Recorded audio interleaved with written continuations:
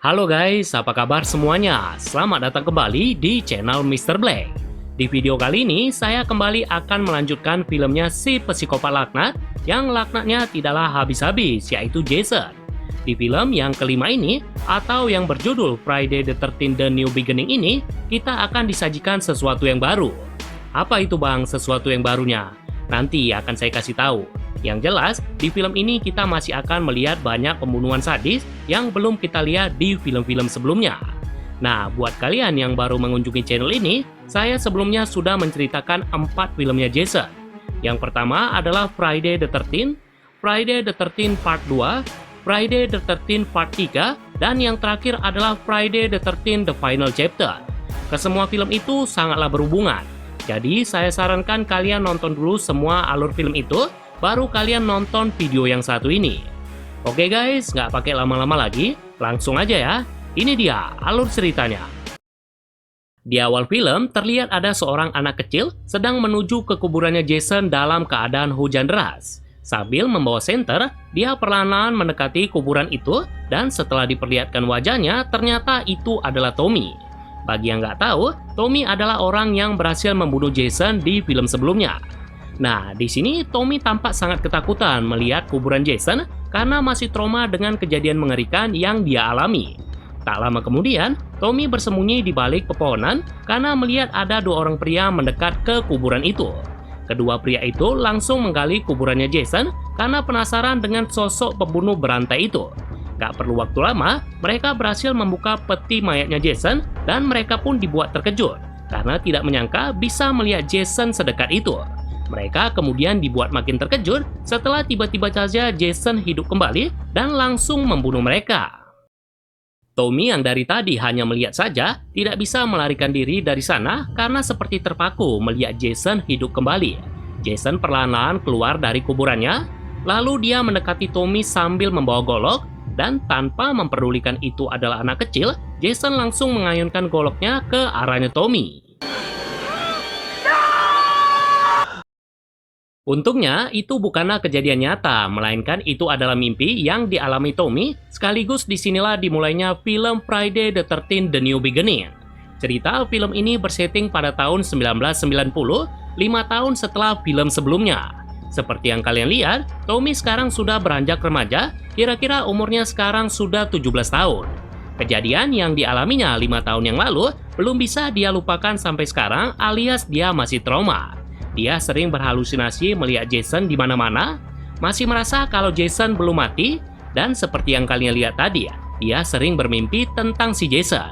Karena hal ini, dia sering dipindahkan ke berbagai rumah sakit jiwa untuk dirawat, namun percuma saja karena itu tidak membuahkan hasil. Nah, kali ini dia dibawa ke sebuah rumah terpencil di pedalaman hutan yang merupakan tempat bagi para remaja bermasalah. Tempat ini sendiri dikelola oleh seorang pria bernama Dr. Matthew Later, dibantu oleh supervisornya yang bernama Pam Roberts. Di sini mereka menampung beberapa remaja yang memiliki masalah mental berbeda-beda. Yang pertama ada remaja bernama Joey. Dia memiliki masalah dengan berat badannya dan dia juga sering mengganggu para remaja lain dengan ocehan-ocehannya yang tanpa henti. Lalu yang kedua ada Victor Vedder. Victor memiliki masalah dengan amarahnya, alias dia sering marah-marah tidak jelas. Kemudian selanjutnya ada remaja bernama Jack. Jack ini sebenarnya tidak memiliki masalah kepribadian yang cukup serius. Hanya saja dia sangat pemalu dan kalau bicara sering terbata-bata alias gagap. Lalu yang keempat ada remaja wanita bernama Robin. Kalau si Robin ini dia memiliki penyakit bernama, kalian baca aja ya, susah saya nyebutkannya. Penyakit ini sendiri adalah penyakit yang bisa membuat penderitanya tertawa atau menangis secara tiba-tiba tanpa ada pemicunya. Kemudian selanjutnya ada wanita yang sangat suka dengan musik, yaitu Violet. Bagi Violet, musik adalah dunianya, tidak peduli apapun yang ada di sekitarnya selain musik. Lalu yang terakhir ada 2 pasangan remaja yang masalah kepribadiannya agak berat nih, yaitu Eddie dan juga Tina. Kenapa saya bilang agak berat? Kalian bayangin saja guys, mereka setiap waktu selalu berhubungan badan alias selalu main kuda-kudaan.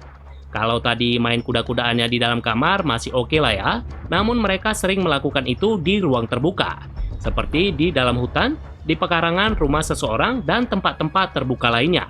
Pokoknya mereka berdua ini sangat gila lah sama yang namanya seks. Pernah ada satu kejadian di mana mereka dipergoki oleh seorang pemilik rumah. Pemilik rumah yang bernama Ethel dan anaknya yang bernama Junior mendatangi Dr. Matthew untuk protes tentang itu. Gak hanya Ethel saja yang protes. Sheriff setempat pun sudah memperingati Dr. Matthew tentang hal ini. Jika para remaja itu terus mengganggu kenyamanan tetangga sekitar, maka tempatnya mungkin akan ditutup untuk selamanya. Oke, sekarang kita balik lagi ke Tommy yang sedang berada di dalam kamarnya. Sejak kedatangannya ke tempat itu, Tommy ini tidak banyak bicara, bahkan hanya 1-2 kata saja yang keluar dari mulutnya. Seperti yang saya bilang tadi, dia ini masih trauma dengan kejadian 5 tahun yang lalu. Nah, saat dia sedang mengeluarkan barang-barangnya, Tommy bertemu dengan seorang anak yang bernama Reggie. Si Reggie ini bukan anak yang memiliki gangguan mental ya. Dia datang ke sana hanya sesekali saja, itu pun untuk menemui kakeknya yang adalah juru masak di tempat tersebut. Sementara di halaman tempat tersebut, Violet dan Robin sedang menjemur pakaian, ada juga Victor yang sedang membelah-belah kayu. Tak lama kemudian, Joey datang ke sana, mengganggu mereka dengan ocehan-ocehannya. Mereka pun sebel karena si Joey ini terus-terusan mengoceh tanpa henti. Sebenarnya niat si Joey ini baik sih, dia ingin membantu mereka, namun mereka tahu kalau Joey hanya akan mengacau saja. Nah, saat mengganggu Violet dan Robin, si Joey ini masih aman-aman saja. Tapi di saat dia mengganggu Victor, tiba-tiba saja Victor melakukan sesuatu yang sangat mengejutkan. Victor yang tidak tahan dengan ocehannya Joey, tanpa diduga-duga langsung mengarahkan kapaknya ke badannya Joey. Seketika itu pun Joey langsung meninggal dengan sangat mengenaskan.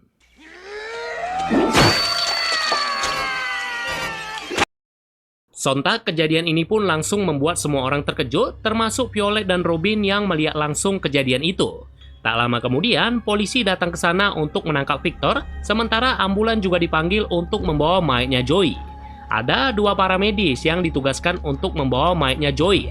Yang pertama adalah Doug dan satu lagi adalah Roy. Si Doug tampak mengejek mereka semua karena takut melihat mayatnya Joey yang kondisinya sangatlah mengenaskan. Sementara si Roy tampak sangat syok melihat mayatnya Joey, sepertinya dia mengenal pria yang berbadan gempal itu. Malam hari setelah kejadian itu, ada kejadian pembunuhan lainnya. Tapi pembunuhan itu tidak terjadi di tempatnya Dr. Matthew, melainkan masih di sekitaran daerah itu. 2 orang sekaligus yang menjadi korbannya. Mereka adalah pemuda setempat yang bernama Vinny dan juga Pete.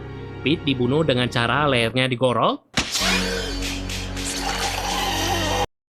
Sementara Vinny dibunuh dengan cara mulutnya dimasukkan petasan.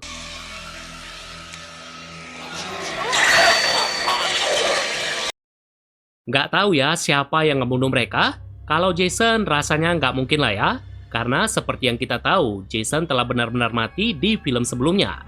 Tapi apapun bisa terjadi, apalagi di dalam film yang seperti ini. Keesokan harinya, Sin berpindah ke Tommy yang bangun dari tidurnya dalam keadaan berkeringat. Dia kembali bermimpi tentang si Jason, bahkan dia sempat berhalusinasi melihat Jason ada di dalam cermin. Sementara di tempat kejadian pembunuhan tadi, para polisi dan ambulan sudah berkumpul di sana.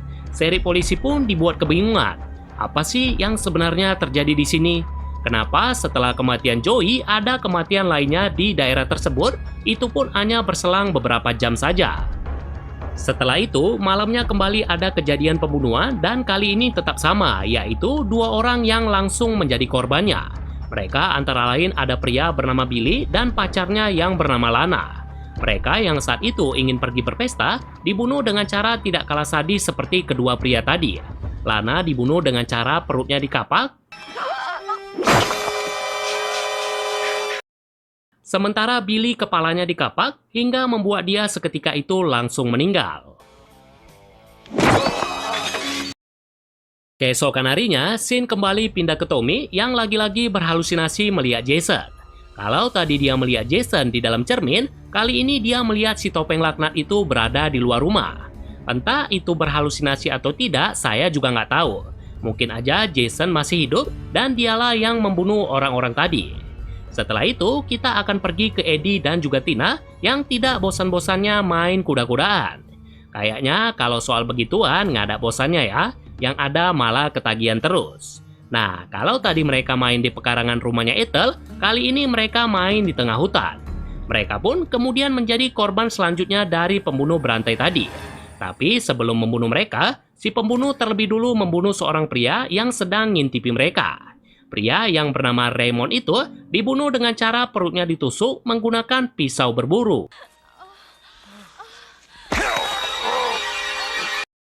Sementara Eddie dan Tina dibunuh dengan cara yang bisa bikin kita ngilu-ngilu ngeri. Eddie dibunuh dengan cara matanya dihancurkan menggunakan ikat pinggang. Sementara si Tina matanya ditusuk menggunakan gunting pagar.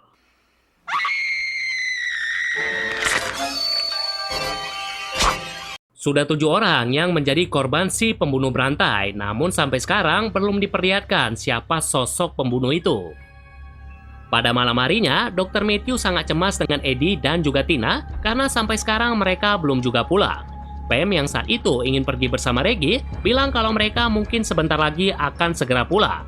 By the way, Pam bersama Reggie akan pergi menemui abangnya Reggie yang tinggal kira-kira 30 menit dari tempat tersebut. Dr. Matthew kemudian menyuruh Pam untuk mengajak Tommy, siapa tahu mentalnya akan baikkan setelah diajak jalan-jalan.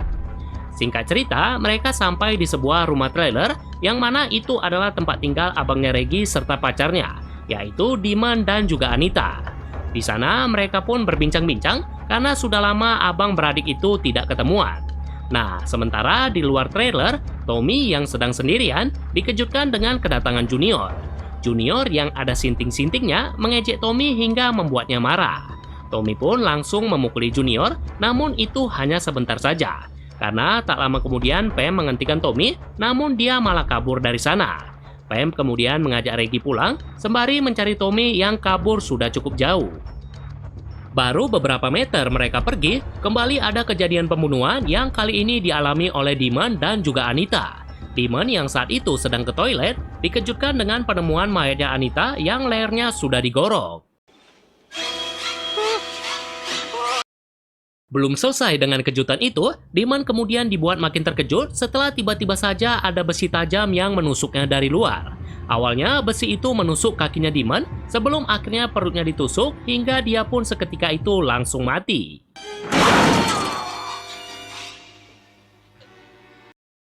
Setelah itu, Sin kemudian pindah ke Pam dan juga Reggie yang sudah sampai di rumah. Mereka diberitahu kalau Dr. Matthew dan kakeknya Reggie pergi entah kemana. Pam kemudian menyuruh mereka menunggu di rumah, sementara dirinya akan mencari kedua pria itu. Nah, selagi si Pam mencari, sekarang kita pergi ke Junior yang sedang ngamuk-ngamuk seperti orang gila. Dengan mengendarai motornya, dia berkeliling rumah sambil mengadu sama mamanya kalau dia baru saja dipukuli sama si Tommy. Mamanya yang lagi masak tidak terlalu menghiraukan anak gilanya itu, malahan menyuruh Junior untuk segera makan. Mama sama anak ini kelakuannya sama guys, otaknya agak-agak miring sedikit. Tak lama kemudian, mamanya tidak mendengar suara teriakan dari si Junior lagi. Ternyata, si Junior sudah menjadi korban selanjutnya si pembunuh berantai. Dia dibunuh dengan cara lehernya ditebas sampai putus menggunakan pisau daging. Gak hanya anaknya saja yang dibunuh, mamanya pun juga ikut dibunuh. Ethel dibunuh dengan cara kepalanya dibacok dari jendela dapur.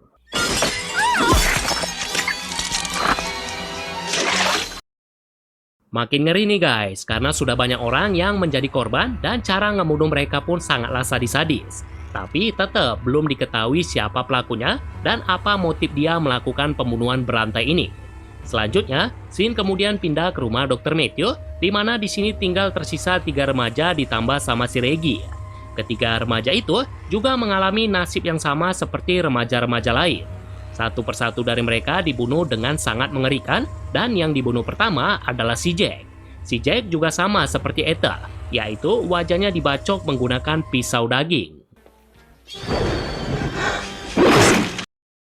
Lalu korban kedua adalah si Robin. Robin yang saat itu ingin tidur, badannya ditusuk menggunakan golok dari bawah tempat tidur.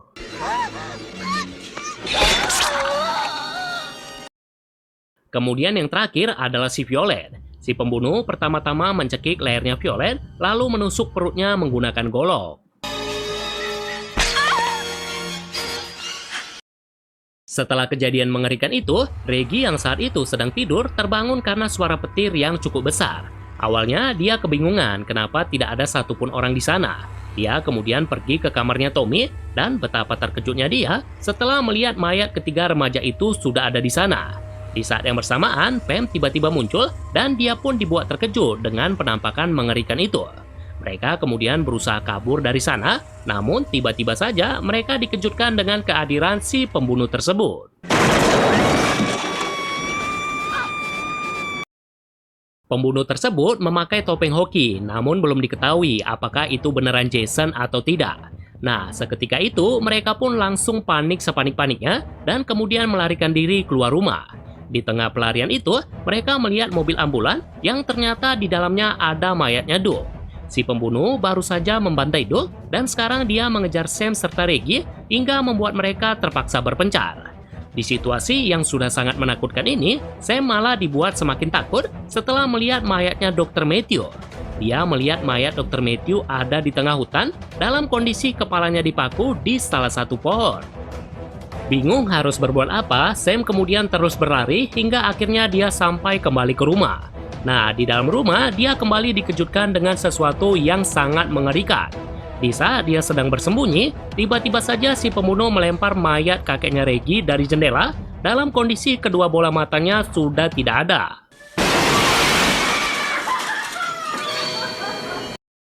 Gak kebayang sih guys, kalau misalnya kita berada di posisinya Pam sekarang, tanpa henti si pembunuh terus memberi kejutan yang kejutannya sangat amat mengerikan. Seketika itu pun Pam kembali berlari sambil berteriak-teriak karena si pembunuh sudah mulai mendekat dengan membawa golok. Di saat si pembunuh mau menggolok Pam, tiba-tiba saja Reggie keluar dari dalam gudang sambil membawa traktor. Tanpa ampun, Reggie langsung menabrak si pembunuh itu hingga dia terjatuh tidak sadarkan diri. Mereka berdua pun langsung berpelukan berpikiran kalau si pembunuh telah mati. Namun tak lama kemudian, mereka kabur masuk ke dalam gudang setelah mengetahui si pembunuh hidup lagi. Di sini sempat terjadi duel yang cukup sengit. Pam memberanikan diri melawan menggunakan gergaji mesin hingga berhasil membuat tangan si pembunuh terluka. Tapi itu hanya sebentar saja. Gergaji mesinnya tiba-tiba mati dan di saat Pam akan diserang, mereka dikejutkan dengan kemunculan Tommy. Sama seperti yang sudah-sudah, Tommy langsung teringat dengan kejadian 5 tahun lalu karena berpikiran kalau orang itu adalah Jason. Dadanya pun sempat digolok, tapi untungnya dia berhasil kabur setelah menusuk paha si pembunuh itu. Sempat terjadi duel lagi antara Pam dengan si pembunuh itu, dan kali ini Reggie serta Tommy juga ikut membantu. Singkat cerita, setelah bersusah payah melawan si pembunuh itu, mereka akhirnya bisa mengalahkan dia. Tommy dengan sadisnya memotong tangan si pembunuh hingga membuatnya terjatuh dari atas gudang. Tubuhnya jatuh ke atas garu traktor dan seketika itu pun dia langsung meninggal. Nah, disinilah baru terungkap guys siapa sebenarnya si pembunuh itu. Ternyata si pembunuh bukanlah Jason, melainkan dia adalah paramedis di awal cerita tadi, yaitu Roy. Selidik punya selidik, Roy ini adalah ayahnya Joey. Dia ingin balas dendam atas kematian anaknya dengan memakai identitas dari si Jason. Setelah kejadian itu, Tommy dirawat di rumah sakit karena lukanya tadi, sementara Pam dan Reggie juga ikut ke sana. Sheriff memberitahu soal Roy pada Pam, dan ini pun membuat Pam sangat terkejut. Tanpa mengucap satu kata patah pun, dia kemudian pergi meninggalkan si Sheriff mendatangi ruangannya Tommy. Sesampainya di sana, dia dibuat terkejut karena melihat kaca jendela ruangan itu telah pecah. Dipikir si Pam, Tommy telah kabur dari sana, namun tiba-tiba saja Tommy sudah berada di belakangnya Pam sambil memakai topengnya Jason dan juga membawa pisau. Scene film ini kemudian ditutup dengan Tommy yang bersiap untuk membunuh Pam. Kayaknya si Tommy ini tidak bisa melupakan kejadian 5 tahun yang lalu dan sepertinya dia bakal menjadi penerusnya si topeng laknat.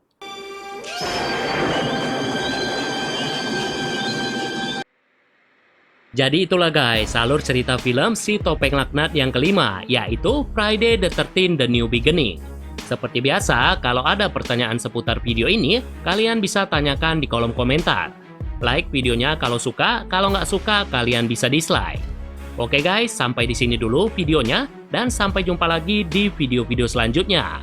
Bye-bye!